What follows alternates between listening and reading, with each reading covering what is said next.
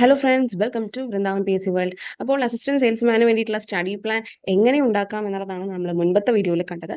ഇനി അതിൻ്റെ എൻ്റേതായിട്ടുള്ള study plan ഞാൻ ഈ ആഴ്ച തന്നെ മാക്സിമം ഇടുന്നതായിരിക്കും. നമുക്ക് മന്ത്ലി കവർ ചെയ്യുന്ന രീതിയിൽ തന്നെ നോക്കാം. ഓരോ വീക്കിൽ 10th പ്രിലിംസിൽ പറഞ്ഞ പോലെ ക്രിസ്പ് ആയിട്ടുള്ള കാര്യങ്ങൾ പറഞ്ഞിട്ടായിരിക്കും സ്റ്റഡി പ്ലാൻ ഇടുക. ഡെയിലി ക്വസ്റ്റ്യൻസ് നമുക്ക് അതനുസരിച്ച് പ്രാക്ടീസ് ചെയ്യാം കേട്ടോ. ആദ്യം പറഞ്ഞ പോലെ തന്നെ ഈ പരീക്ഷയിൽ കുറച്ച് തിരക്കുകൾ ഉള്ളത് കൊണ്ടാണ് ഇടാൻ സാധിക്കാത്തത്. കാരണം ഞാൻ പറഞ്ഞല്ലോ, ആലോചിച്ച് കൃത്യമായിട്ട് ചെയ്യേണ്ടതുണ്ട് ഏതൊക്കെ ദിവസങ്ങളിൽ ഏതൊക്കെ കാര്യങ്ങൾ. ഞാൻ പറഞ്ഞല്ലോ, പാടുള്ള വിഷയങ്ങൾ ആദ്യം ഇടാനാണ് ശ്രമിക്കുന്നത്. അതിൻ്റെ ടോപ്പിക് എടുത്തിട്ട് പഠിക്കാനാണ്. പിന്നെ അതിൻ്റെ ക്വസ്റ്റ്യൻസും കൂടെ സെറ്റ് ചെയ്യാനുള്ളൂ. അതാണ് കേട്ടോ വൈകുന്നത്, വേറെ ഒന്നും കൊണ്ടല്ല. ഈ സ്വന്തമായിട്ട് സ്റ്റഡി പ്ലാൻ ഉള്ളവർ അത് ഫോളോ ചെയ്യുക. എന്തെങ്കിലും ഓൾട്രേഷൻസ് വരുത്തണമെങ്കിൽ അങ്ങനെ ചെയ്തിട്ട് നോക്കിയിട്ട് ചെയ്യുക കേട്ടോ. എന്നിരുന്നാലും പഠിച്ചാൽ മതി. ഓക്കെ, അത്രേ ഉള്ളൂ. ഇന്ന് നമ്മൾ നോക്കാൻ പോകുന്നത് വേറൊന്നുമല്ല, അസിസ്റ്റന്റ് സെയിൽസ്മാന് വേണ്ടി പഠിക്കുന്നവരാണെങ്കിലും അതുപോലത്തെ 10th പ്രിലിംസ് കഴിഞ്ഞിട്ട് മെയിൻസിന് വേണ്ടി പ്രിപ്പയർ ചെയ്യുന്നവരുണ്ടാവുമല്ലോ, അവർക്കാണെങ്കിലും ഏറ്റവും ഇമ്പോർട്ടൻ്റ് ആയിട്ട് പഠിക്കേണ്ട ഒരു സംഭവമാണ് കറണ്ട് അഫയേഴ്സ് എന്ന് പറയുന്നത്. ഓക്കെ, നമ്മൾക്ക് ഇപ്പോൾ കാണുന്ന ഈ PSC എക്സാംസിലൊക്കെ ഒരു 70 മാർക്സിന് മുകളിൽ സ്കോർ ചെയ്യണമോ, തീർച്ചയായിട്ടും ഈ കറണ്ട് അഫയേഴ്സ് അത്യാവശ്യം നല്ല രീതിയിൽ തന്നെ നോക്കേണ്ടതുണ്ട്. ഓക്കെ, ബാക്കി ഏത് സബ്ജക്റ്റ് ആണെങ്കിലും ശരി, നമുക്ക് എന്താണ് കണ്ടിന്യൂസ് ആയിട്ട് ടെക്സ്റ്റുകൾ നോക്കിയിട്ടാണെങ്കിലും നമ്മുടെ കയ്യിലുള്ള റിസോഴ്സസ് വെച്ചിട്ടാണെങ്കിലും ഓരോ കാര്യങ്ങൾ നമ്മൾ റിപ്പീറ്റഡ് ആയിട്ട് പഠിക്കുമ്പോൾ നമ്മൾ കാര്യങ്ങൾ ബൈ ഹാർട്ട് ആയിരിക്കും പിന്നെ നമ്മളുടെ കയ്യിൽ, അല്ലെ ചരിത്രമാണെങ്കിലും ശരി, ഭൂമിശാസ്ത്രമാണെങ്കിലും ശരി, റിപ്പീറ്റഡ് ആയിട്ട് നമ്മൾ പഠിച്ച് പിന്നെ നമുക്ക് ശീലമാവും. പക്ഷേ ഈ കറണ്ട് അഫയേഴ്സ് എന്ന് പറയുമ്പോൾ മാറി മാറി വരുന്നൊരു സംഭവങ്ങളൊക്കെയാണല്ലോ. കാരണം നമ്മളിപ്പോൾ 25-ൽ എക്സാം എഴുതാൻ പോകുന്നവർ തീർച്ചയായിട്ടും 24-ലെ കാര്യം, 25-ലെ ലേറ്റസ്റ്റ് ആയിട്ടുള്ള കാര്യം നോക്കണം. എന്നാൽ 23-ലെ കുറച്ച് കാര്യങ്ങൾ നോക്കണം, ബാക്കോട്ടുള്ള ചില വർഷങ്ങളുടെ കാര്യങ്ങൾ നോക്കണം. ഇങ്ങനെ കുറേ കാര്യങ്ങളുണ്ട്. അപ്പോൾ തീർച്ചയായിട്ടും എന്താണ്, ഞാൻ പറഞ്ഞ പോലെ തന്നെ 70 മാർക്സിന് മുകളിൽ സ്കോർ ചെയ്യണോ, കറണ്ട് അഫയേഴ്സ് നല്ല രീതിയിൽ നോക്കിയേ പറ്റും. പ്രധാനമായിട്ടും ഈ ഒറ്റ പരീക്ഷയായ അസിസ്റ്റന്റ് സെയിൽസ്മാന് വേണ്ടിയിട്ടും അതുപോലെ 10th മെയിൻസിന് വേണ്ടിയിട്ടും. കാരണം ഇതിന്റെ മാർക്സ് എത്രയാണ്, 20 മാർക്സ് ആണ് അത് കോൺട്രിബ്യൂട്ട് ചെയ്യുന്നത്, മറ്റുള്ളത് പോലെയല്ല. ഓക്കെ, അപ്പൊ അത്യാവശ്യം നല്ല രീതിയിൽ സ്കോർ ചെയ്താൽ മാത്രമേ നമുക്കൊരു എന്താണ് ലിസ്റ്റിൽ ടോപ്പ് റാങ്കിലേക്കൊക്കെ എത്താൻ സാധിക്കുകയുള്ളൂ, അല്ലെ? അല്ലെങ്കിൽ നമ്മൾ കേവലം ലിസ്റ്റിൽ പേരുണ്ടാകുമെന്ന് മാത്രമേ വരുള്ളൂ, അല്ലെ? മാക്സിമം ശ്രമിക്കേണ്ടതുണ്ട്. അത്യാവശ്യം നല്ലൊരു റാങ്കിങ്ങിലേക്ക് എത്താൻ ശ്രമിക്കണമെന്നുണ്ടെങ്കിൽ നമ്മുടെ മാർക്സിന്റെ ആ ഒരു ഇതും കൂട്ടേണ്ടതുണ്ട്. ഓക്കെ, ജസ്റ്റ് ബ്രിമ്മിൽ പാസ്സായാൽ മാത്രം പോരാ, നമുക്ക് നല്ല രീതിയിൽ സ്കോർ ചെയ്യേണ്ടതുണ്ട്. അതിനെ തീർച്ചയായിട്ടും കറണ്ട് അഫയേഴ്സ് നല്ല രീതിയിൽ തന്നെ കവർ ചെയ്യണം. അപ്പോൾ ഈ കറണ്ട് അഫയേഴ്സ് എങ്ങനെ നമുക്ക് പഠിക്കാം, അത് എൻ്റെതായൊരു പോയിന്റ് ഓഫ് വ്യൂവിൽ എനിക്ക് തോന്നിയ കാര്യമാണ് കേട്ടോ ഞാൻ പറയുന്നത്. എങ്ങനെ നമുക്ക് കുറച്ചും കൂടെ ബെറ്റർ ആയിട്ട് പഠിക്കാം എന്നുള്ളതാണ് ഞാൻ പറയാൻ ഉദ്ദേശിക്കുന്നത്. ഇപ്പോൾ നിങ്ങൾ ലേറ്റസ്റ്റ് നടന്ന LGS എക്സാമിൻ്റെ ഓരോ സ്റ്റേജസിൽ നോക്കുകയാണെങ്കിൽ പാരീസ് ഒളിമ്പിക്സിന് റിലേറ്റഡ് ആയിട്ടുള്ള ചോദ്യം കണ്ടിട്ടുണ്ടാവും. ഓക്കെ, എസ്പെഷ്യലി ജാവലിൻ ത്രോയിൽ വെള്ളി മെഡൽ നേടിയ നീരജ് ചോപ്രയെ കുറിച്ച്. ഓക്കെ, അപ്പോൾ ഈ ഓരോ ക്വസ്റ്റ്യൻ പേപ്പറിലും ചോദിച്ചിരിക്കുന്ന ഈ സംഭവമൊക്കെ സെയിം ഇദ്ദേഹത്തെ കുറിച്ചാണ്. ഈ പറഞ്ഞ ജാവലിൻ ത്രോയില് മെഡൽ നേടിയ ഇന്ത്യക്കാരൻ ആരാണ്? ഓക്കെ, അങ്ങനത്തെ ചോദ്യങ്ങൾ എങ്ങനെയാണ് വരുന്നത്. മെഡൽ നേടിയ ഇന്ത്യക്കാരൻ ആരാണ്, അല്ലെങ്കിൽ രണ്ടാമത് നീരജ് ചോപ്ര നേടിയ ഇനം ഏതാണ്, മൂന്നാമത് എന്താണ് നീരജ് ചോപ്രയ്ക്ക് വെള്ളി മെഡൽ നേടിക്കൊടുത്ത ആ ഇനത്തിൽ സ്വർണ്ണ മെഡൽ കിട്ടിയ പാകിസ്ഥാൻകാരനെ. പിന്നെ ചോദിച്ചത് അദ്ദേഹം നീരജ് ചോപ്ര വെള്ളി മെഡൽ നേടിയ ഈ പറയുന്ന ജാവലിൻ ത്രോയിൽ അദ്ദേഹം ബീറ്റ് ചെയ്ത, അല്ലെങ്കിൽ അദ്ദേഹം ആ ഒരു ക്രൂസ് ചെയ്ത ഇത് എത്രയാണ്, ജാവലിൻ ത്രോയിൽ എത്ര മീറ്റർ ആണ് അദ്ദേഹം കടന്നത്, അദ്ദേഹം റെക്കോർഡ് ഇട്ടത് എന്നുള്ള രീതിയിലുള്ള കാര്യം ചോദിച്ചിട്ടുണ്ട്. അപ്പോൾ ഒരു കാര്യം നമ്മൾ പഠിക്കുമ്പോൾ അതിന്റെ ചുറ്റുവട്ടം മുഴുവൻ പഠിക്കേണ്ട രീതിയിലാണ് ഇപ്പോൾ ചോദ്യങ്ങൾ വരുന്നത്, അല്ലെ?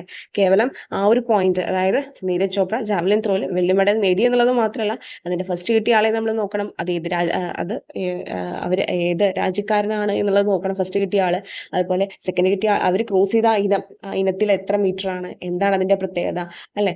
ഇനി എത്ര പ്രാവശ്യം കിട്ടിയിട്ടുണ്ട്, അങ്ങനെയുള്ള ബാക്കോട്ടുള്ള കുറച്ചധികം കാര്യങ്ങൾ പഠിക്കേണ്ട ഒരു രീതിയിലേക്കാണ് നമ്മളുടെ എന്താണ് PSC ക്വസ്റ്റ്യൻസ് സെറ്റ് ചെയ്യുന്നത്, അല്ലെ?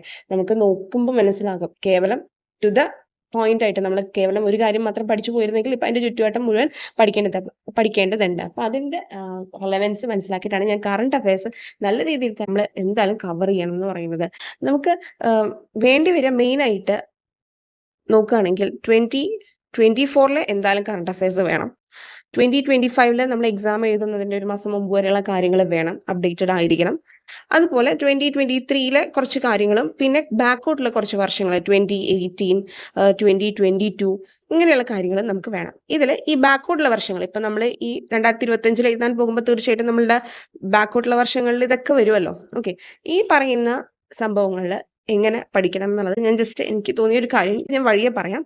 ബാക്കി 2024-25 എങ്ങനെ കറണ്ട് അഫയേഴ്സ് കവർ ചെയ്യണം എന്നുള്ളത് ഞാൻ മുൻപത്തെ വീഡിയോയിൽ ജസ്റ്റ് ഒരു സൂചന തന്നു. ഒരു കാര്യം എങ്ങനെയാണെന്ന് വെച്ച് കഴിഞ്ഞാൽ, നമ്മൾ ഇപ്പോൾ ഒരു സ്റ്റഡി പ്ലാൻ പറയുമ്പോൾ അതിൽ ഡെയിലിയാണ് നമ്മൾ കറണ്ട് അഫയേഴ്സ് കവർ ചെയ്യുന്നത് അല്ലേ. ഈ ഡെയിലി കറണ്ട് അഫയേഴ്സ് നിങ്ങൾക്ക് എന്ത് ചെയ്യാം, ഓരോ മന്തിലെ എടുത്തിട്ട് കവർ ചെയ്യാം. ഓക്കെ, ജാനുവരി മാസത്തെയാണ് കംപ്ലീറ്റ് ചെയ്യാൻ ഉദ്ദേശിക്കുന്നതെങ്കിൽ ജാനുവരിയിലെ മുഴുവൻ കാര്യങ്ങളും എടുത്ത് എന്താണ് നമ്മൾ പഠിക്കുകയാണ്. എന്തൊക്കെയാണ് സ്പെഷ്യൽ ആയിട്ടുള്ള ഈ കാര്യങ്ങൾ ജാനുവരിയിൽ നടന്നിട്ടുള്ളത് എന്നുള്ളത് മനസ്സിലാക്കിയിട്ട് നമ്മൾ ഒരു ജാനുവരി ടു ഇപ്പോൾ ഡിസംബർ വരെയുള്ള 2024 കാര്യങ്ങൾ നമ്മൾ നോക്കുക എന്നുള്ളതാണ് നമുക്ക് ആകുള്ളത്. അപ്പോൾ അതിന് നമ്മൾ സ്വാഭാവികമായിട്ടും എന്താണ് ഇപ്പോൾ ടെലിഗ്രാംസ് എന്നൊക്കെ കിട്ടിയിട്ടുണ്ടാവും, PDF ആയിരിക്കും. അല്ലാത്ത പക്ഷം എന്താണ് കേൾക്കുന്ന വീഡിയോസ്, ഇപ്പോൾ യൂട്യൂബിൽ നമ്മൾ സെർച്ച് ചെയ്താൽ ഡെയിലി കറണ്ട് അഫയേഴ്സ് ഡിസ്കസ് ചെയ്യുന്ന കുറേയധികം ചാനൽസ് ഉണ്ട്. ഓക്കെ, PSC റിലേറ്റഡ് ആയിട്ടൊക്കെ ഉള്ളതുണ്ട്, അതായിരിക്കാം. ഓക്കെ, ഏതാണെങ്കിലും കറണ്ട് അഫയേഴ്സ് കവർ ചെയ്യാൻ നമ്മൾ അങ്ങനെയൊക്കെയാണ് ശ്രമിക്കുക. ഇത് ഒരു മെത്തേഡ്, നമുക്ക് മന്ത്ലി ഉള്ള കാര്യങ്ങൾ നോക്കി പോകാനുള്ളത്. ഓക്കെ, നമ്മൾ ഒരു വഴി കണ്ടു കഴിഞ്ഞു. ഇനി നമുക്ക് കറണ്ട് അഫയേഴ്സ് പഠിക്കാനുള്ള ഒരു രീതി എനിക്ക് തോന്നിയത്, ഇപ്പോൾ നമ്മൾ ഡേ 1 കറണ്ട് അഫയേഴ്സ് എന്ന് പറയുന്ന ഒരു ഭാഗം എടുക്കുമ്പോൾ അതിലിപ്പോൾ സ്പേസ് എന്ന് പറയുന്ന ഒരു ഏരിയ ഉണ്ട് അല്ലേ. സ്പേസിൽ നാഷണൽ ആയിട്ടുള്ള കാര്യങ്ങളുണ്ട്, അതുപോലെ തന്നെ ഇന്റർനാഷണൽ ആയിട്ടുള്ള കാര്യങ്ങളുണ്ട്. അതായത് നമ്മുടെ ഇന്ത്യയുടെ ഭാഗത്തുനിന്ന് എന്തൊക്കെ കാര്യങ്ങളാണ് വിക്ഷേപിച്ചത്, അതുപോലെ ഇപ്പോൾ നാഷണൽ ആയിട്ട് പറയുമ്പോൾ ആദിത്യ 1, ചന്ദ്രയാൻ 3 ഒക്കെ ഉണ്ടല്ലോ. ഇന്റർനാഷണൽ പറയുമ്പോൾ നാസ വിക്ഷേപിച്ച കാര്യങ്ങൾ, അല്ലെങ്കിൽ റഷ്യ, ജപ്പാൻ ഒക്കെ ഉണ്ടല്ലോ. ഇങ്ങനെ ഇപ്പോൾ സ്പേസ് റിലേറ്റഡ് ആയിട്ടുള്ള കാര്യം ഇപ്പോൾ നിങ്ങൾ കറണ്ട് അഫയറിന് ഏതെങ്കിലും കൃത്യമായിട്ട് ഫോളോ ചെയ്യുന്നുണ്ടെങ്കിൽ, ഏതെങ്കിലും ബുക്കോ അങ്ങനത്തെ കാര്യങ്ങളുണ്ടെങ്കിൽ എന്ത് ചെയ്യാം, നാഷണലിൽ നിന്ന് ഇപ്പോൾ 1 അല്ലെങ്കിൽ 2 കാര്യങ്ങൾ എടുത്ത് നമ്മൾ എന്ത് ചെയ്തു പഠിക്കുന്നു. 1 അല്ലെങ്കിൽ 2 കാര്യങ്ങൾ, അതായത് ഒരു ദിവസം എക്സ്പോസാറ്റും ആദിത്യ L1 കുറിച്ചും കൃത്യമായിട്ട് മനസ്സിലാക്കുന്നു. ഓക്കെ, ഇനി അതിൻ്റെ കൂടെ തന്നെ ഡേ 1 നമ്മൾ സ്പേസിൻ്റെ ഒരു ഏരിയ നമ്മൾ അതെടുത്തു. ഇനി നമുക്ക് അവാർഡ്സ് എന്ന് പറഞ്ഞിട്ടൊരു ഏരിയ ഉണ്ട്. ഓക്കെ, അവാർഡ്സ് എന്ന് പറഞ്ഞിട്ട് ഒരു ഏരിയ ഉണ്ട്. ഈ അവാർഡ്സ് എന്ന് പറയുന്ന ഏരിയയിൽ നമുക്ക് നാഷണൽ ഉണ്ട്, ഇന്റർനാഷണൽ ഉണ്ട്, ഒപ്പം നമ്മുടെ കേരളത്തിലെ അവാർഡ്സ് കൂടി ഉണ്ട് അല്ലേ. നാഷണൽ ഇന്റർനാഷണൽ കൂടാതെ കേരളത്തിലെയും കൂടി ഉണ്ട്. അത് വരുമ്പോൾ നമ്മൾ ആദ്യം എന്ത് ചെയ്യുന്നു, നാഷണലിൻ്റെ അവാർഡ്സിൻ്റെ ഏരിയയിൽ നിന്ന് ഏതെങ്കിലും ഒരെണ്ണം എടുക്കുന്നു. അതായത് ഇപ്പോൾ ഭാരത് രത്ന പുരസ്കാരം. ഓക്കെ, ഭാരത് രത്ന പുരസ്കാരം എന്ന് പറയുന്നത് നമ്മൾ നോക്കുന്നു.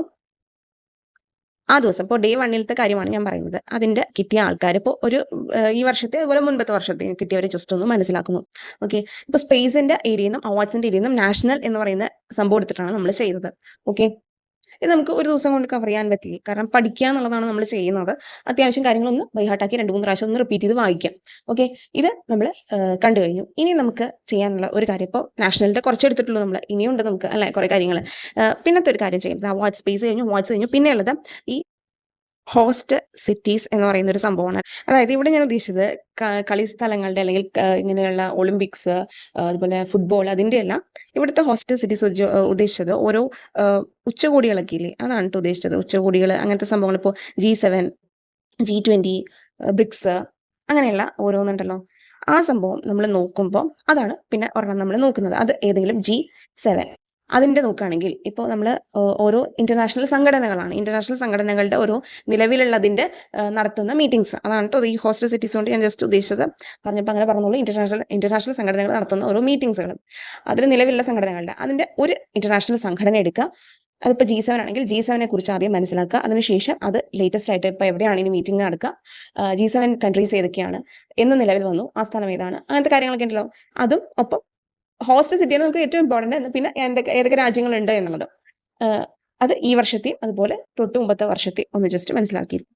ഇതിപ്പോൾ ഒരു ദിവസം നമ്മൾ എടുത്ത കാര്യമാണ്. ഇതുപോലെ നമ്മൾ ഒരു ദിവസം കറക്റ്റായിട്ട് എന്താണ് ഏതൊക്കെയാണ് പഠിക്കുന്നതെന്ന് ഒന്ന് മാർക്ക് ചെയ്ത് പോകുക. ഇപ്പോൾ കറണ്ട് അഫയേഴ്സിൽ നമുക്ക് സ്പെസിഫൈഡ് ആയിട്ട് സിലബസ് എന്ന് പറഞ്ഞില്ലല്ലോ, നമ്മൾ ജനറൽ ആയിട്ടാണല്ലോ കറണ്ട് അഫയേഴ്സ് പറയുക. അപ്പോൾ സ്പേസിൻ്റെ ഏരിയയിൽ നിന്ന് 2 ഇതിൻ്റെ എടുത്തു, നാഷണൽ ആയിട്ടുള്ളത്. അതുപോലെ തന്നെ എന്താണ് അവാർഡ്സിൻ്റെ ഏരിയയിൽ നിന്ന് ഒരു പുരസ്കാരത്തിൻ്റെ നാഷണൽ, ഇപ്പം നമ്മൾ നാഷണൽ ആണ് ഫോക്കസ് ചെയ്യുന്നതെങ്കിൽ നാഷണലിൻ്റെ കാര്യങ്ങൾ കുറച്ച് കവർ ചെയ്യാൻ ശ്രമിക്കാം. പിന്നെ ഈ hostel ഉച്ചകോടികൾ G7, G20, BRICS, latest ആയിട്ട് കണ്ടുവരുന്നതിൽ എല്ലാവരും കണ്ടിട്ടുണ്ടാവും.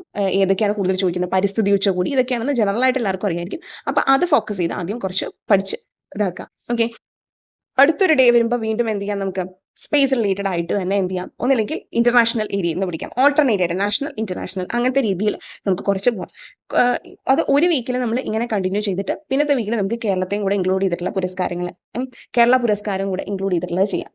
പിന്നെ നമുക്കിതിൽ ഇത് ഒരുവിധം ആകുമ്പോൾ നമുക്ക് വേണമെങ്കിൽ ചെയ്യാം, അല്ലെങ്കിൽ ഇതിൻ്റെ ഇടയിൽ മിക്സ് ചെയ്ത് പിന്നെന്താണ് കായികത്തിന്റെ ഏരിയയിൽ ഏത് വിഭാഗമാണ് ആദ്യം നോക്കേണ്ടത്. ഇപ്പോൾ ക്രിക്കറ്റിന്റെ കാര്യമാണെങ്കിൽ ക്രിക്കറ്റിന്റെ കാര്യത്തിൽ ആദ്യം വരുന്ന സംഭവങ്ങൾ, അതിൽ എല്ലാ ക്രിക്കറ്റിന്റെ കാര്യങ്ങളും പഠിക്കണമെന്ന് ഞാൻ പറയില്ല, ഏറ്റവും ഇമ്പോർട്ടൻ്റ് ആയിട്ടുള്ള കാര്യങ്ങൾ മാത്രം പഠിച്ചാൽ മതി. ഇപ്പോൾ ക്രിക്കറ്റിന്റെ ലോകകപ്പ് വേദികളാണെങ്കിൽ അത് നമ്മൾ എടുക്കും. അപ്പോൾ ഇത് കൃത്യമായിട്ട് ചെയ്യണമെങ്കിൽ നമ്മളൊന്ന് എഴുതി വെച്ച് പോകണം. ഡേ 1 എന്ത് നോക്കണം, അതിനനുസരിച്ച് നോക്കാം. ഡേ 2 എന്ത് നോക്കണം, അതിനനുസരിച്ച് പോവാം. അങ്ങനെ വേണമെങ്കിൽ ചെയ്യാം. ഇത് ഞാൻ ജസ്റ്റ് എൻ്റെ ഒരു സജഷൻ പറഞ്ഞതാണ് കേട്ടോ. ഇങ്ങനെ നോക്കുന്നതായിരിക്കില്ലേ നല്ലത്. അപ്പോൾ നമുക്ക് കുറച്ചും കൂടി ഓർമ്മയിൽ നിൽക്കാൻ നല്ലതായിരിക്കില്ലേ. കാരണം നമ്മളോട് ഇപ്പോൾ ലേറ്റസ്റ്റ് നടന്ന എക്സാംസിലൊക്കെ കൂടുതലും ചോദിച്ചിട്ടുള്ളത് എന്താണ്, ഈ പറയുന്ന സ്പേസ് റിലേറ്റഡ് ആയിട്ടുള്ള കാര്യം. ഇപ്പോൾ നിങ്ങൾ കണ്ടു കാണും, LVM-3 എന്ന വാഹനം ഉപയോഗിച്ച് വിക്ഷേപിച്ചത് എന്താണ് എന്നുള്ള രീതിയിൽ ചോദിച്ചിട്ടുണ്ടായിരുന്നു. ഓക്കെ, അത് ഇതാണ്, നമ്മളുടെ ചന്ദ്രയാൻ 3 ആണ്. അതുപോലെ തന്നെ അത് സ്പേസിന്റെ ഏരിയ നല്ലോണം ചോദിക്കുന്നുണ്ട്, ഇന്റർനാഷണൽ നാഷണൽ ലെവലിൽ നിന്ന്. അപ്പോൾ അതൊക്കെ ക്രിസ്പായിട്ട് നമ്മൾ ഇങ്ങനെ പഠിച്ചു പോകുന്നതായിരിക്കില്ലേ കുറച്ചും കൂടെ നല്ലത്. അത് ലേറ്റസ്റ്റ് ആയിട്ട് നടന്നത്, അതായത് വിക്ഷേപിച്ചത്, അത് അതിൽ നിന്ന് വെച്ചിട്ട് ചോദിക്കുള്ളൂ. കറണ്ട് അഫയേഴ്സ് എന്ന് പറഞ്ഞാൽ അതാണല്ലോ. അതുപോലെ തന്നെ അവാർഡ്സിൽ നമ്മൾ ക്രിസ്പായിട്ട് ഓരോ ദിവസം ഒരു പുരസ്കാരം മാത്രം എടുത്ത് പഠിച്ചു പോവുകയാണെങ്കിൽ നമുക്ക് വളരെയധികം മെസ്സായിട്ട് തോന്നില്ല. നമ്മൾ എല്ലാ പുരസ്കാരം ഒരുമിച്ച് പഠിക്കുന്നതിന്റെ ഒരു ബുദ്ധിമുട്ട് വരില്ല. അതുപോലെ ഹോസ്റ്റ് സിറ്റി എന്ന് പറയുന്നത് നമ്മൾ 3 വെവ്വേറെ വിഭാഗങ്ങളാണ് പഠിച്ചത് അല്ലെ. അപ്പോൾ നമ്മൾ അതിനെക്കുറിച്ചുള്ള ഏരിയ നമ്മൾ ഒരു ദിവസം കവർ ചെയ്തു. ഇനി സെക്കൻഡ് ഡേയിൽ നമ്മൾ വേറെ വിഷയം കവർ ചെയ്തു. ഇതെല്ലാം നമ്മൾ ജസ്റ്റ് ഇപ്പോൾ 2-3 പ്രാവശ്യം നമ്മളിത് നോക്കുമ്പോൾ, അതായത് നമ്മൾ ഈ ഇപ്പോൾ 3 കാര്യങ്ങൾ എടുത്തെങ്കിൽ അത് കണ്ടിന്യൂസ് ആയിട്ട് കൃത്യമായിട്ട് നോക്കുക. ഇതിന്റെ എണ്ണം കൂട്ടാം. നമുക്ക് കറണ്ട് അഫെയറിൽ പറഞ്ഞിരിക്കുന്ന കാര്യങ്ങളുടെ എണ്ണം എന്ത് ചെയ്യാം, കുറച്ച് കാര്യങ്ങൾ കൂട്ടാൻ വേണമെങ്കിൽ. പിന്നെ ഇതിന്റെ കൂടെ വേണമെങ്കിൽ എന്താണ്, ജനുവരി എടുത്തിട്ട് ഏതെങ്കിലും ഒരു മാസം കൂടെ എടുത്തിട്ട് ആ മാസത്തിൽ എന്തെങ്കിലും പ്രത്യേകിച്ച് കാര്യങ്ങൾ 2024 ജനുവരിയിൽ എന്തൊക്കെ കാര്യങ്ങളാണ് ഒന്ന് നടന്നിട്ടുള്ളതെന്ന് ഒന്ന് നോക്കി പോവാം. അതും കൂടെ മിക്സ് ചെയ്ത് നമ്മൾ ഇതിങ്ങനെ കവർ ചെയ്ത് കഴിഞ്ഞാൽ എളുപ്പമായിരിക്കില്ലേ കറണ്ട് അഫയേഴ്സ് അത്യാവശ്യം നല്ല രീതിയിൽ സ്കോർ ചെയ്യാൻ എന്നുള്ളതാണ് എൻ്റെ ഒരു തോന്നൽ കേട്ടോ. കാരണം കറണ്ട് അഫയേഴ്സ് എന്ന് പറയുന്നത് നമ്മൾ എത്ര പഠിച്ചാലും നമ്മുടെ മൈൻഡിൽ നിൽക്കാൻ ഭയങ്കര ബുദ്ധിമുട്ടാണ്. എസ്പെഷ്യലി ഈ പറയുന്ന വേദികൾ, ഇൻഡെക്സുകൾ, കുറേ ഇൻഡെക്സുകൾ തന്നിട്ട് മാനവ വികസന സൂചികയിൽ 2022 ഇന്ത്യയുടെ റാങ്ക് എന്തായിരുന്നു, അതുപോലെ എന്താണ് 23, 24, ഇത് കുറേ ഇൻഡെക്സുകൾ നമ്മളിങ്ങനെ പഠിക്കുമ്പോൾ നമുക്ക് കൺഫ്യൂഷൻ ആവില്ലേ. അപ്പോൾ അതുകൊണ്ടാണ് ഇങ്ങനെ ഒരു പ്രാവശ്യം നമ്മൾ നോക്കി വീണ്ടും അതെന്ത് ചെയ്യണം, റിപ്പീറ്റ് ചെയ്ത് 2-3 പ്രാവശ്യം നോക്കണം. അതുപോലെ മന്ത്രിമാരുടെ വകുപ്പുകൾ, ഇതൊക്കെ നമ്മൾ റിപ്പീറ്റ് ചെയ്ത് നോക്കേണ്ടതുണ്ട്. അപ്പോൾ ഓരോ ദിവസം നമ്മളിങ്ങനെ ഓരോ ഏരിയാസ് വെച്ചിട്ട് ചെയ്തിട്ട് ഒരു മാസത്തെ കാര്യം കൂടി, ഇപ്പോൾ ഞാൻ പറഞ്ഞ പോലെ തന്നെ എന്താണ്, ജാനുവരി എടുത്തു, അതിലെ പകുതി, ഇപ്പോൾ ജാനുവരി 30, 31, അതിന്റെ പകുതി ദിവസത്തെ കാര്യങ്ങൾ മാത്രം ജസ്റ്റ് ഒന്ന് നോക്കി വെച്ചേക്കുക. ബാക്കി പകുതി പിന്നത്തെ ഇതേപോലെയുള്ള എക്സ്ട്രാ കാര്യങ്ങളുടെ കൂടെ അഡീഷണൽ ആയിട്ട് നമ്മൾ ബാക്കി പകുതി കാര്യങ്ങൾ Day 2 എന്നുള്ള രീതിയിൽ ചെയ്ത് കഴിഞ്ഞാൽ നമുക്ക് കവർ ചെയ്യാൻ എളുപ്പമായിരിക്കില്ലേ എന്നാണ് എൻ്റെ ഒരു തോന്നൽ. കറണ്ട് അഫയേഴ്സ് അത്യാവശ്യം നല്ല രീതിയിൽ കവർ ചെയ്യണമെന്നുണ്ടെങ്കിൽ. കാരണം മെയിൻലി ഫോക്കസ് ചെയ്യുന്ന ഈ പുരസ്കാരങ്ങളും ഇങ്ങനത്തെ കാര്യങ്ങളും, ഒപ്പം ലേറ്റസ്റ്റ് ആയിട്ട് എന്തെങ്കിലും നടന്ന പുതിയ എന്തെങ്കിലും ഉദ്ഘാടനം ചെയ്ത കാര്യങ്ങളോ എന്തെങ്കിലും പദ്ധതികളോ അങ്ങനെയൊക്കെയാണ് ചോദിക്കുന്നത്. ഇങ്ങനെ ആയിരിക്കില്ല എളുപ്പം. ഒന്നില്ലെങ്കിൽ ഒരു ദിവസം തന്നെ മാക്സിമം ഒരു മാസത്തെ കാര്യങ്ങൾ പഠിക്കാൻ ശ്രമിക്കുക. കാരണം 2025 കൂടെ നമുക്ക് നോക്കേണ്ടതുള്ളത് കൊണ്ട്. ഓക്കെ, ഈ പറഞ്ഞ കാര്യങ്ങളൊക്കെ നമ്മൾ എന്ത് ചെയ്യണം, വീക്ക്ലി ഒന്ന് ഈ പഠിച്ച കാര്യങ്ങൾ മുഴുവൻ ഒന്ന് നോക്കുക വേണം. Day 1, 2, 3 ഒക്കെ പറഞ്ഞത് അത് ഒരു പ്രാവശ്യം ഒന്ന് വായിച്ചു പോയാൽ മതി. നമ്മൾ ആ ഒരു ദിവസം പഠിക്കാൻ ഇരിക്കുമ്പോൾ ഉണ്ടല്ലോ, ഇത് നല്ല രീതിയിൽ തന്നെ എന്ത് ചെയ്യുക, വായിച്ച് പഠിക്കുക. കാണാതെ തന്നെ കൃത്യമായിട്ടൊന്ന് പഠിച്ചു പോവുക. അതായിരിക്കും കുറച്ചും കൂടെ നല്ലത് എന്നുള്ളതാണ് എൻ്റെ സജഷൻ. നിങ്ങളുടെ അഭിപ്രായം എന്താണെന്ന് വെച്ചാൽ പറയുക കേട്ടോ. വേറെ എന്തെങ്കിലും ഐഡിയാസ് ഉണ്ടെങ്കിൽ നിങ്ങളും പറയാം. ഓക്കെ, എന്നാലേ നമുക്ക് മനസ്സിലാകും ഏതൊക്കെ. കാരണം ഓരോരുത്തരും പല രീതിയിൽ ട്രൈ ചെയ്യാൻ ശ്രമിക്കുകയാണ് എങ്ങനെയൊക്കെ പഠിക്കണം എന്നുള്ളത് തലയിൽ നിൽക്കാൻ വേണ്ടിയിട്ട് അല്ലേ. അപ്പോൾ അതിന് ഏറ്റവും നല്ലത് ഇതാണെന്ന് എനിക്ക് തോന്നി. പിന്നെ നമുക്ക് ബാക്കോട്ടുള്ള കുറച്ച് വർഷങ്ങളിലെ കാര്യങ്ങൾ പഠിക്കാനുണ്ട് അല്ലേ. അപ്പോൾ അതിനുവേണ്ടി ഞാൻ ചെയ്തൊരു പരിപാടി ഞാൻ കാണിച്ചു തരാം. ഞാൻ ചെയ്തൊരു കാര്യം എന്താണെന്ന് വെച്ച് കഴിഞ്ഞാൽ, ഈ ബാക്കോട്ടുള്ള കുറച്ച് വർഷങ്ങളുടെ ചോദിക്കുന്നുണ്ടെന്ന് പറഞ്ഞല്ലോ. അപ്പോൾ നമുക്ക് ഇതൊന്നും പറയാൻ പറ്റില്ല. കാരണം 2018 ഉണ്ട്, 22 ഉണ്ട്, 23 ചോദിക്കുന്നുണ്ട്, ഓരോന്നില്ലേ. അപ്പോൾ ഞാൻ ഇപ്പോൾ ഈ LGS പേപ്പർ നോക്കിയപ്പോൾ LGSന്റെ ഓരോ സ്റ്റേജസ് ആയിട്ട് നടക്കണം. അപ്പോൾ ഞാൻ ആൻസർ ചെയ്യുമ്പോൾ എന്ത് ചെയ്യുന്നു വെച്ച് കഴിഞ്ഞാൽ, ഇപ്പോൾ ഒരു ബുക്ക് എടുത്തിട്ടുണ്ട്. അതിൽ ഏറ്റവും ഇമ്പോർട്ടൻ്റ് ആയിട്ടുള്ള കറണ്ട് അഫയേഴ്സ് ഇവർ പുതിയതായിട്ട് ചോദിച്ചതും എനിക്കറിയാത്ത ഏതെങ്കിലും വേറെ അഡീഷണൽ ഫാക്ട്സ്, അത് ഏത് സബ്ജക്റ്റിൻ്റെ ഭാഗത്തു നിന്നാണെങ്കിലും അതും കൂടി ഞാൻ എന്ത് ചെയ്യും, ആൻസർ എഴുതി വെക്കും. അങ്ങനെ ഞാൻ ഒരു കോഡിൻ്റെ ഇതേപോലെ കംപ്ലീറ്റ് ചെയ്തിട്ടുണ്ട്. ഇങ്ങനെ 4 കോഡിൻ്റെ ഞാൻ കംപ്ലീറ്റ് ചെയ്തിട്ടുണ്ട് കേട്ടോ. LGSന്റെ ഞാൻ അങ്ങനെ ചെയ്യാനാണ് ഇപ്പോൾ നോക്കുന്നത്. അപ്പോൾ ഓരോ ക്വസ്റ്റ്യൻ പേപ്പർ ചെയ്യുമ്പോഴും ആ ക്വസ്റ്റ്യൻ പേപ്പർ കോഡ് എഴുതി അതിൽ നിന്ന് PSC പുതിയതായിട്ട് ചോദിച്ചു വരുന്ന കറണ്ട് അഫയേഴ്സ്, അപ്പോൾ എനിക്ക് ഏതൊക്കെ സെക്ഷനിൽ നിന്നാണ് കൂടുതൽ ചോദിക്കുന്നത്, ഏതൊക്കെ വർഷത്തെ കാര്യങ്ങളാണ് ഇമ്പോർട്ടൻ്റ് ആയിട്ടുള്ളതെന്നൊക്കെ ഏകദേശം മനസ്സിലാവുമല്ലോ. പഠിക്കാനുള്ള മാർഗ്ഗങ്ങൾ നമ്മൾ തന്നെ സ്വയം കണ്ടെത്തുകയാണല്ലോ. അപ്പോൾ അങ്ങനെ ഞാനിപ്പോൾ കണ്ടില്ലേ, 2022 കാര്യം ചോദിച്ചിട്ടുണ്ട്. 24 കഴിഞ്ഞ LGSന്റെ ആ ഒരു പേപ്പറിൽ 22 FIFA പുരുഷ ലോകകപ്പ് ജേതാവായ രാജ്യം തെക്കേ അമേരിക്കയിൽ നിന്നാണ്. ഏത് ഇതിൽ നിന്നായിരുന്നു, നോർത്ത് അമേരിക്കയാണോ സൗത്ത് അമേരിക്ക എന്നാണോ, അങ്ങനത്തെ രീതിയിലാണ് ചോദിച്ചിരുന്നത്. ഓക്കെ, അതുപോലെ 2023 ഏകദിന ലോകകപ്പ് ജേതാക്കൾ ആരാണ്, 23 ചോദിച്ചിട്ടുണ്ട്, 22 ചോദിച്ചിട്ടുണ്ട്, 24 കാര്യവും ചോദിച്ചിട്ടുണ്ട്. കണ്ട, ഇങ്ങനെ ഓരോ രീതിയിൽ ചോദിച്ചിട്ടുണ്ട്. ഇപ്പോൾ ഇന്ത്യയിൽ ആദ്യമായി ഹിമാലയൻ കഴുകന്മാരുടെ പ്രജനനം റിപ്പോർട്ട് ചെയ്ത സ്റ്റേറ്റ് ഏതാണ്, ആസാം. ഇങ്ങനെയുള്ള കുറേ എക്സ്ട്രീംലി ഫാക്ച്വൽ ആയിട്ടുള്ള കാര്യം ചോദിക്കുന്നുണ്ട്. അപ്പോൾ അതൊക്കെ നമുക്ക് കുറച്ചും കൂടെ നന്നായിട്ട് മനസ്സിലാക്കണമെന്നുണ്ടെങ്കിൽ PSC ചോദിച്ചാൽ ആ ഒരു ഏരിയാസ് ഒക്കെ മനസ്സിലാക്കണമല്ലോ. അപ്പോൾ അതിന് വേണ്ടിയിട്ടാണ് ഞാൻ എന്ത് ചെയ്തത്, ഇങ്ങനെ എഴുതാൻ നോക്കുന്നത്. ഇതിൽ ചില കാര്യങ്ങളുണ്ടല്ലോ, ഞാൻ നോട്ടീസ് ചെയ്തൊരു കാര്യം എന്താണെന്ന് വെച്ച് കഴിഞ്ഞാൽ, റിപ്പീറ്റ് ചെയ്ത് ചോദിക്കുന്നുണ്ട് ചില കറണ്ട് അഫെയർ ആണെങ്കിൽ കൂടി. ഇപ്പോൾ മന്ത്രിമാരുടെ കാര്യം തന്നെ റിപ്പീറ്റഡ് ആയിട്ട് ഈ ഓരോ ഇതിലും ചോദിച്ചിട്ടുണ്ടായിരുന്നു. അപ്പോൾ നമുക്ക് 10th പ്രിലിംസിന് ഇപ്പോൾ ചോദിച്ചില്ലേ, കായിക വകുപ്പ് മന്ത്രി ആരാണെന്നുള്ളത്, അത് തന്നെ ഞാൻ LGSന്റെ പേപ്പറിലും കണ്ടു. ഓക്കെ, അപ്പോൾ കുറേ ഇതിൽ റിപ്പീറ്റ് ചെയ്തും കറണ്ട് അഫെയർസും ചിലതൊക്കെ റിപ്പീറ്റ് ചെയ്യുന്നുണ്ട്. അപ്പോൾ അത് മനസ്സിലാക്കാൻ വേണ്ടിയിട്ടാണ് ഞാനത് നോക്കിയത് കേട്ടോ. ഇങ്ങനെ ഒരു മെത്തേഡ് ഞാൻ നോക്കിയത് നിങ്ങൾക്ക് പറ്റുമെങ്കിൽ നിങ്ങളൊന്ന് ചെയ്ത് നോക്കൂ. എഴുതാനുള്ള സമയം ഉണ്ടോയെന്നായിരിക്കും. അപ്പോൾ ഏതെങ്കിലും തരത്തിൽ ഇപ്പോൾ ഒരു ക്വസ്റ്റ്യൻ പേപ്പർ ആൻസർ ചെയ്യുമ്പോൾ നമ്മളത് ഒന്ന് നോട്ട് ചെയ്ത് പോയാൽ മതി. എല്ലാം കൂടെ ഒരുമിച്ച് ചെയ്യുന്നതിനേക്കാൾ. ഇപ്പോൾ അടുത്തൊരു കോഡിൻ്റെ ഞാൻ ഇതുപോലെ ഇങ്ങനെ എഴുതിയിട്ടുണ്ട്. പറ്റിയാൽ ഞാൻ ഇതിൻ്റെയൊക്കെ PDF അതായത് ടൈപ്പ് ചെയ്ത് ഞാൻ ചെയ്യാൻ ശ്രമിക്കാം കേട്ടോ. മൊത്തത്തിൽ PSC ലേറ്റസ്റ്റ് ആയിട്ട് ചോദിച്ചിട്ടുള്ള മൊത്തത്തിലുള്ള കറണ്ട് അഫയേഴ്സ് ഒക്കെ കൂടെ ടൈപ്പ് ചെയ്ത് ചെയ്യാനും കൂടെ ഞാൻ ശ്രമിക്കാം കേട്ടോ. അപ്പോൾ നിങ്ങൾക്കും കൂടെ അവൈലബിൾ ആകുമല്ലോ അത്. അങ്ങനത്തെ രീതിയിൽ. കാരണം വളരെ നല്ല നല്ല ചോദ്യങ്ങൾ നമുക്ക് പ്രതീക്ഷിക്കാം ഇതിൽ നിന്നൊക്കെ. അപ്പം അങ്ങനെ ഞാനിപ്പോൾ ചെയ്യുന്നുണ്ട്. അപ്പോൾ ബാക്കോട്ടുള്ള വർഷങ്ങളുടെ കുറച്ച് മനസ്സിലാക്കാൻ ഇങ്ങനെ ചെയ്യുന്നതായിരിക്കും ഒരു പക്ഷെ എളുപ്പം. എന്നാലും പുതിയ പുതിയ രീതിയിലുള്ള കറണ്ട് അഫയേഴ്സും PSC ചോദിക്കുന്നുണ്ട്. ഓക്കെ. മാക്സിമം നമ്മൾ എന്ത് ചെയ്യുക, പല പല മെത്തേഡ്സ് ട്രൈ ചെയ്ത് നോക്കുക. കറണ്ട് അഫയേഴ്സ് മാക്സിമം നന്നായിട്ട് തന്നെ കവർ ചെയ്യുക. അത് കേരളം, അതുപോലെ തന്നെ എന്താ പറയുക, ഇന്ത്യ, പിന്നെ ഇന്റർനാഷണൽ എന്നുള്ള രീതിയിൽ കാര്യങ്ങളുണ്ട്. അതിൽ അവാർഡ്സ് എന്ന് പറയുന്ന ഒരു വിഭാഗമുണ്ട് അല്ലെ. അവാർഡ്സിന്റെ ഒരു ഏരിയ എന്ന് പറയുന്നത് ഈ പറയുന്ന 3 ഇതിലും വരും. അതുപോലെ സ്പോർട്സിന്റെ ഏരിയ അത് വരും. സ്പേസ്, പിന്നെ ആർട്സിന്റെ ഏരിയ, അങ്ങനെ അങ്ങനെ ഓരോന്നായിട്ട് കട്ട് ചെയ്ത് പഠിക്കുന്നതാണ് എളുപ്പമെങ്കിൽ അങ്ങനെ ചെയ്യുന്നതാണ് കേട്ടോ നല്ലത്. അപ്പോൾ ആ ഏരിയനെ കുറിച്ച് നമുക്കൊരു ഇതുണ്ടാവും. പിന്നെ മാക്സിമം നമ്മളിപ്പോൾ യൂട്യൂബ് വീഡിയോസ് ഒക്കെ കാണുകയാണെങ്കിൽ എന്തെങ്കിലും പിക്ചേഴ്സ് ഒക്കെ വെച്ചിട്ടുള്ള കാര്യങ്ങൾ ഒരു പക്ഷേ നമ്മുടെ മൈൻഡിൽ നിൽക്കും കേട്ടോ. ഇപ്പോൾ നൊബേൽ സമ്മാനം പഠിക്കുകയാണെങ്കിൽ അതിൻ്റെ പിക്ചേഴ്സ് ഒക്കെ മനസ്സിലാക്കി, അതായത് ഇങ്ങനെ ക്ലാസ്സിൽ കാണുമ്പോൾ അവർ കാണിച്ചു തരുമല്ലോ, അങ്ങനെ വെച്ച് പഠിക്കുകയാണെങ്കിൽ അതും നല്ലതായിരിക്കും. നമുക്ക് എപ്പോഴും ചിത്രങ്ങളും അതിനോട് അസോസിയേറ്റ് ചെയ്ത് പറയുന്ന കാര്യങ്ങളൊക്കെ നമ്മുടെ മൈൻഡിൽ പെട്ടെന്ന് നമ്മൾ പെട്ടെന്ന് ക്യാച്ച് ചെയ്യും. അത് നമ്മൾ അങ്ങനെ ഇങ്ങനെയൊന്നും പെട്ടെന്ന് മറക്കില്ല. സാധാരണ എഴുത്ത് വായിച്ച് ഇതാക്കുന്ന പോലെ മറക്കാൻ സാധ്യത കുറവാണ്. അപ്പോൾ ഇങ്ങനെയൊക്കെ കറണ്ട് അഫയേഴ്സ് പഠിക്കുന്നതായിരിക്കും ഒരു പക്ഷേ ബെറ്റർ. അപ്പോൾ നിങ്ങളുടെ സ്റ്റഡി പ്ലാൻ സെറ്റ് ചെയ്തിട്ടുണ്ടെങ്കിൽ കറണ്ട് അഫയേഴ്സ് നന്നായിട്ട് തന്നെ നേരത്തെ തന്നെ നോക്കി തുടങ്ങുക. ഓക്കെ. എന്നാൽ മാത്രമേ നമുക്ക് നല്ലൊരു സ്കോറിംഗിലേക്ക് എത്താൻ സാധിക്കുകയുള്ളൂ. പിന്നെ അല്ലെങ്കിൽ എന്താണ് നമ്മുടെ സബ്ജക്ട്സ്, നമ്മൾ പറയുന്ന സിലബസിൽ പറഞ്ഞിട്ടുള്ള സബ്ജക്ട്സിലെ കോർ ആയിട്ടുള്ള കാര്യങ്ങളിൽ നമുക്ക് ഗ്രാഹ്യമില്ലാതിരിക്കണം. നമ്മുടെ മാർക്സ് വളരെയധികം ഡൗൺ ആയിട്ട് വരണമെന്നുണ്ടെങ്കിൽ. ഓക്കെ. കേവലം 50 എന്ന ഇപ്പോൾ നമ്മൾ ആൻസർ ചെയ്താലും ബാക്കി കുറച്ചൊക്കെ നമുക്ക് ആൻസർ ചെയ്യാൻ പറ്റാതെ പോകുന്നത് ഈ പറയുന്ന കാര്യങ്ങളൊക്കെ കൊണ്ടായിരിക്കണം. എനിക്കറിയില്ല. കാരണം ഞാൻ പറഞ്ഞല്ലോ, 100-ൽ ഏറ്റവും കൂടുതൽ മാർക്സ് കോൺട്രിബ്യൂട്ട് ചെയ്യുന്നത് ഇതാണ്. ഇത് അത്യാവശ്യം നല്ല രീതിയിൽ നമ്മുടെ കയ്യിൽ നിൽക്കണം എന്നുള്ളത് വെച്ചിട്ടാണ് ഞാൻ പറയുന്നത്. അതുമാത്രമല്ല, ഇപ്പോൾ കൂടുതലായിട്ട് നിങ്ങൾ ശ്രദ്ധിച്ചിട്ടുണ്ടാവും, ലിറ്ററേച്ചറിന്റെ ഭാഗത്ത് നിന്ന് ഓരോ സ്റ്റോറീസൊക്കെ, അതായത് ലേറ്റസ്റ്റ് ആയിട്ട് ഓരോരുത്തർ പബ്ലിഷ് ചെയ്ത ബുക്കുകളിലൊക്കെ വെച്ചിട്ട്, കഥാപാത്രങ്ങളൊക്കെ വെച്ചിട്ടൊക്കെ ചോദ്യങ്ങൾ ചോദിക്കുന്നത് അല്ലേ. അപ്പോൾ ബുക്സ് നല്ലോണം വായിക്കുക എന്നുള്ളത് ഇപ്പോൾ ഇമ്പോർട്ടൻ്റ് ആയി തുടങ്ങിയിട്ടുണ്ട്. ഇപ്പോൾ പലതരത്തിലാണ് ഇപ്പോൾ കറണ്ട് അഫയേഴ്സ് ഒക്കെ ചോദിക്കുന്നത്. നമ്മളുടെ അത്യാവശ്യം നല്ല രീതിയിൽ തന്നെ നമുക്കിത് പ്രിപ്പയർ ചെയ്യണം. അതിന് വേണ്ടിയിട്ടാണ് കേട്ടോ ഞാൻ ഇന്ന് ഇതൊക്കെ പറഞ്ഞത് ഇത്രയും. ഓക്കെ. 2-3 പ്രാവശ്യം റിപ്പീറ്റ് ചെയ്യണം. നമ്മൾ ഈ പഠിച്ചു പോകുന്ന കാര്യങ്ങളുണ്ടല്ലോ, ഡെയിലി പഠിച്ചു പോകുന്ന കാര്യങ്ങൾ നമ്മൾ വീണ്ടും ഒന്ന് നോക്കണം, മൈൻഡിലുണ്ടോ എന്നുള്ളത്. അല്ലെങ്കിൽ നമുക്കത് കൺഫ്യൂഷൻ വരും. 20-ൽ 20 നേടാൻ വേണ്ടിയിട്ടല്ല, അത്യാവശ്യം നല്ലൊരു മാർക്സ് എങ്കിലും കിട്ടണമല്ലോ. 20-ൽ ഒരു 15 അല്ലെങ്കിൽ ഒരു 15, 17 ആ ഒരു റേഞ്ചൊക്കെ കിട്ടണമല്ലോ. അതിന് വേണ്ടിയിട്ടാണ് കേട്ടോ ഈ ശ്രമിക്കുന്നത്. അപ്പോൾ ഇന്നത്തെ വീഡിയോ നിങ്ങൾക്ക് ഹെൽപ്ഫുൾ ആയിട്ടുണ്ടെങ്കിൽ തീർച്ചയായിട്ടും ലൈക്ക് ചെയ്യുക, ഷെയർ ചെയ്യുക. തീർച്ചയായിട്ടും ഞാൻ ഉടനെ തന്നെ സ്റ്റഡി പ്ലാൻ ഈ ആഴ്ച തന്നെ ഇടുന്നതായിരിക്കും കേട്ടോ. അപ്പോൾ നമുക്ക് നെക്സ്റ്റ് വീഡിയോയിൽ കാണാം. Thank you for watching.